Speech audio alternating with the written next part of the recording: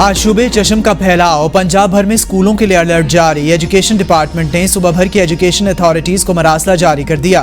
बीमारी से आगाही के लिए स्कूलों में 0 पीरियड लगाने का फैसला।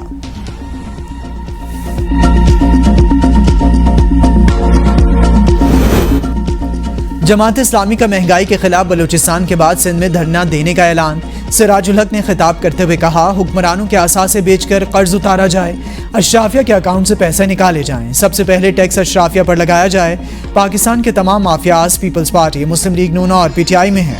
अफगानिस्तान और ईरान में बिजली पेट्रोल सस्ता है। महंगाई और हंगामी सूरत हाल सिर्फ पाकिस्तान में क्यों है?